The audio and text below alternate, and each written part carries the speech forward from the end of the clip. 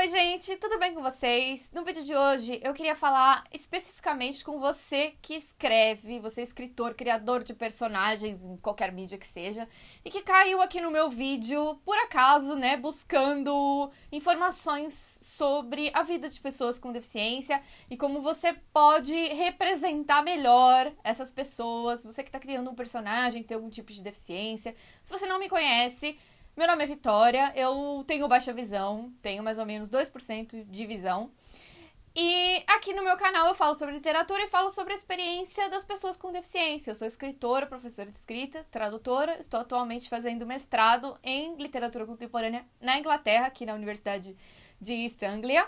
E nesse vídeo eu vou trazer 6 dicas para você conseguir criar uma personagem com deficiência sem ser capacitista, sem reproduzir nenhum estereótipo, sendo, né, o mais realista possível. Antes da gente começar, vou pedir para você se inscrever aqui no canal, estamos quase chegando a 3 mil inscritos, falamos sobre literatura, sobre deficiência, sobre literatura junto com deficiência, tudo que está entre essas duas coisas. Deixa o like aqui no vídeo para me ajudar na divulgação, para o YouTube entregar melhor o vídeo para todo mundo. Deixa aqui no comentário se esse vídeo foi útil para você e me segue no Instagram, @filapreferencial.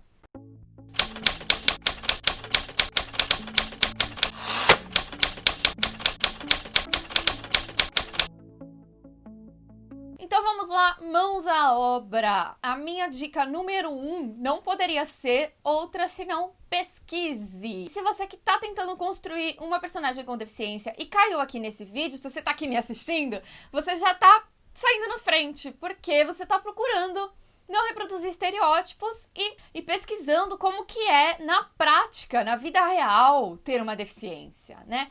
E isso é muito importante, você reconhecer vivências de pessoas que têm um lugar de fala, que realmente vivem na pele a experiência de ter uma deficiência, qualquer que seja. Eu estou falando aqui de todas as deficiências, tá, gente? Eu sou deficiente visual, mas tudo que eu vou falar aqui se aplica para deficiência física, auditiva, cognitiva, visual, qualquer delas, tá? Tô falando aqui num sentido amplo, beleza? Vamos para a dica número 2. Dê ao personagem com deficiência uma vida própria. Personagens com deficiência não são anexos dos personagens com corpos normativos, ok, gente? Entendido? Quantas vezes você já não viu um personagem cadeirante ou surdo, ou enfim, que servia de alívio cômico, que era o melhor amigo do protagonista? E eu vou dar um exemplo que nem é da ficção tradicional, né? Eu vou dar um exemplo que é a Barbie cadeirante que eu tinha quando era criança. Vou colocar uma fotinho aparecendo aqui. Essa Barbie, ela não é a Barbie. Vocês podem ver que ela não é a personagem Barbie. Ela é uma amiga da Barbie que se chama Becky. E ela, né, hoje em dia eu acho que a gente tem a Barbie cadeirante, enfim, mas ela não é a protagonista da história toda da Barbie, né, porque ela tem toda uma narrativa, apesar dela ser mil pessoas, ela tem essa versão cadeirante da boneca, né, mas não é a própria Barbie que tem uma deficiência, é a amiga dela, tá? Então não estamos conspurcando a Barbie com essa coisa feia, deficiente. Mas isso acontece em muitas narrativas que são narrativas mesmo, não são histórias em volta de brinquedos, né? E um exemplo positivo, né? Sempre que eu puder aqui, vou trazer um exemplo de como não fazer e de como fazer, ok? Um exemplo positivo disso é o filme Hoje Eu Quero Voltar Sozinho, né? Em que o protagonista, que se chama... Como é que ele chama, Jesus? Leonardo? É Leonardo? Bem, enfim. O menino lá do Hoje Eu Quero Voltar Sozinho, que se apaixona pelo outro menino, tá? Ele poderia muito bem ser o coadjuvante na história da escola ali, mas não. As pessoas escolheram dar um protagonismo pra ele. Outro exemplo é na série Glee, né? O Art, que tem deficiência física, ele é cadeirante, né? E ele tem toda a sua história própria. Ele não é um dos protagonistas, ele é um dos personagens que aparecem menos e que cantam menos e tal. Muita gente critica por isso, né? Mas assim, personagens coadjuvantes existem. E eles têm que ter uma vida própria, eles não podem viver só em função do protagonista, né? E isso é importante quando você representa personagens de minorias, principalmente pessoas com deficiência, né? Porque o não ter vida própria faz parte do próprio estereótipo da deficiência, né? Você sempre viver apoiado em alguém, pedindo ajuda, sempre sendo um coitado. Então, dê vida própria aos seus personagens com deficiência. Dica número 3. Dê defeitos e qualidades ao seu personagem. Quantas vezes a gente não viu, né, personagens com deficiência que são os vilões, né? O Capitão Gancho, o Fantasma da Ópera, tem um vídeo aqui que fala sobre o Fantasma da Ópera. Personagens que têm o rosto deformado, né, geralmente é o rosto, e que isso serve para indicar uma falta de caráter, né, uma deficiência moral ali, né, que está sendo materializada no corpo do personagem. Ou num outro polo, num outro extremo, aquele personagem que é todo bonzinho, é sempre legal, né. Tem até um episódio do Big Bang Theory que a Penny tem uma amiga que é surda e ela apresenta ele pro Raj. Pra quem assiste Big Bang Theory tá entendendo aí. E aí, ela tá enganando o Raj, ela só tá interessada no dinheiro dele. E a Penny fala assim, mas todo mundo sabe que as pessoas com deficiência são todas boazinhas. E, na verdade, é uma piada, né? Todo mundo fica olhando pra cara dela, tipo... você não tem noção, menina. E aí, pra mostrar justamente isso. E esse exemplo desse episódio da série é muito legal, porque foge totalmente do estereótipo da pessoa com deficiência boazinha, né? Porque no caso ela era uma menina interesseira. Um exemplo ótimo de personagem com deficiência que é cinza, né? Como a gente fala, e da narratologia, né? Escrita criativa, né? Que a personagem não é nem branca, nem preta, enfim, ela tá ali na zona cinzenta entre o bem e o mal. Essa associação entre branco bom e preto ruim é péssima, mas enfim, gente, só tô usando a guisa de figura de linguagem aqui, tá? Mas, enfim. Uma personagem com complexidade, né, interior, mental, é o Tyrion Lannister, do Game of Thrones. Já tem um vídeo aqui sobre o Game of Thrones, vou deixar aparecendo aqui na descrição o link pra vocês conferirem. Game of Thrones tem muitas personagens com deficiência e todas elas são muito complexas e é muito interessante de ver elas se desenvolvendo. O que nos leva à dica número 4. Saiba que a deficiência nem sempre é a maior tristeza na vida do seu personagem, né? A deficiência, muitas vezes, é uma coisa sobre o personagem, sobre a pessoa. Nem sempre, e vou arriscar dizer que na minoria dos casos, ela é central para tudo que a pessoa faz na vida, tá? Então, por exemplo, você vai construir uma personagem e tem aqueles esquemas de construção de personagem, aqueles questionários que você fala, qual é o maior sonho da sua personagem? O maior sonho de uma pessoa cega não necessariamente é enxergar. O maior sonho de um cadeirante não é necessariamente, sei lá, dançar, como no Glee, né? Isso foi criticado no Glee, que o maior sonho do Art era dançar com a namorada dele. Tem aquela frase que a gente fala muito, né? A deficiência é algo sobre mim. A deficiência não sou eu, né? Por isso que a gente fala pessoa com deficiência e não deficiente. Porque é um sujeito, é um indivíduo que carrega aquela deficiência no seu corpo. E carregar também é uma palavra péssima, mas porque pressupõe peso e tudo mais. A deficiência não é um peso sempre, o tempo inteiro, né? Talvez quando a pessoa adquire uma deficiência, ela passa por um período de luto. E sim, é um luto, né? Um luto por um corpo, é um luto por uma vida que vai ter que ser reconstruída, né? Muitas vezes por pessoas que saem da sua vida, porque, né? Estamos aí numa sociedade capacitista, etc e tal.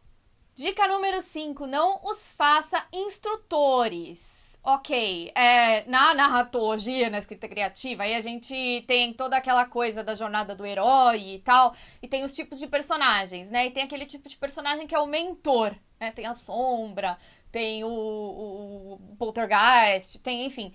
E aí tem o mentor. E muito frequentemente, pessoas com deficiência são mentores. Existem muitas questões culturais por trás desse estereótipo, né? Principalmente da pessoa cega, que remonta ali à Grécia, ao Tiresias, que era o grande profeta cego do Édipo Rei, da mitologia grega, né? E, né, não tem a visão do mundo, mas tem a visão interior, tem a visão do futuro, um oráculo e tal. E, né, tem isso com as pessoas cegas. E as pessoas com deficiência, no geral, né, tem essa grande falácia de que nós somos exemplos de superação, narrativas de superação.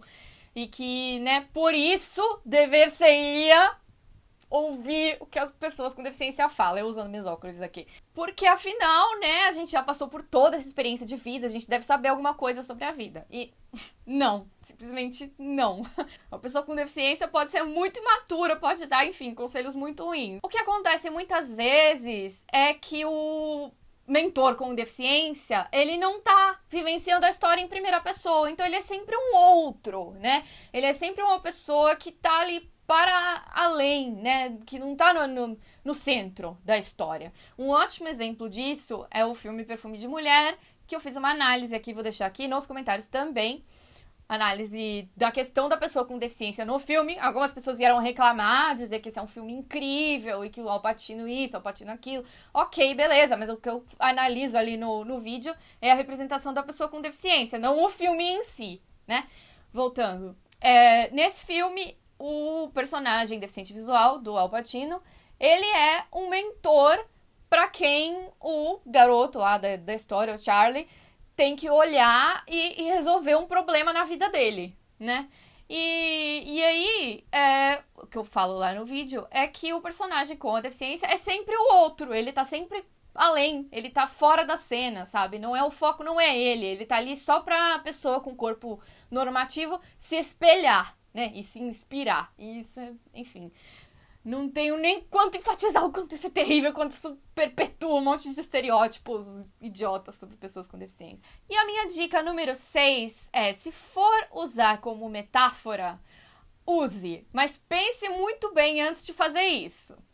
Por que eu tô falando isso, né? Porque muitas vezes a pessoa com deficiência, ou a deficiência em si, é usada como uma muleta narrativa, né?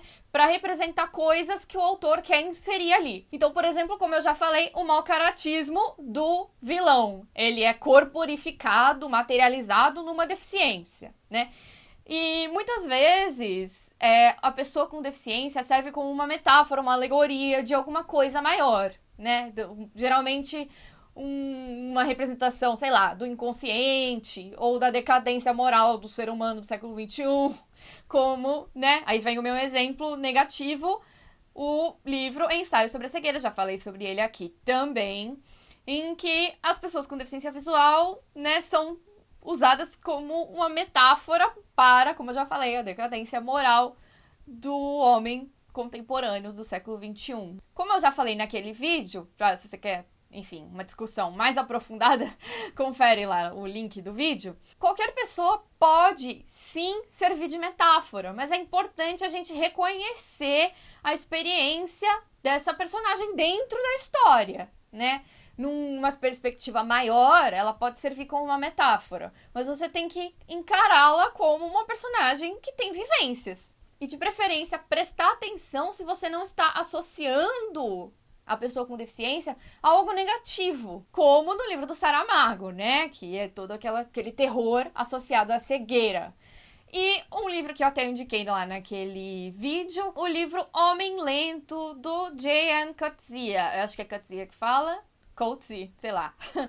É um autor sul-africano que tem esse livro que retrata um homem que não tem uma perna e traz também toda essa questão da paralisia do homem contemporâneo, da nossa falta de entendimento do mundo, e isso é materializado como uma deficiência. Mas o livro é narrado em primeira pessoa, e é narrado todo esse período de luto, como eu falei, né, do personagem. E é muito legal, é muito interessante esse livro, e ele ilustra muito bem como a deficiência pode ser, ao mesmo tempo, uma metáfora e uma experiência. E uma dica bônus que eu queria dar pra vocês é a seguinte: não elimine a deficiência da sua história, né? Quando ela não servir mais para os propósitos narrativos que você pretendia, né?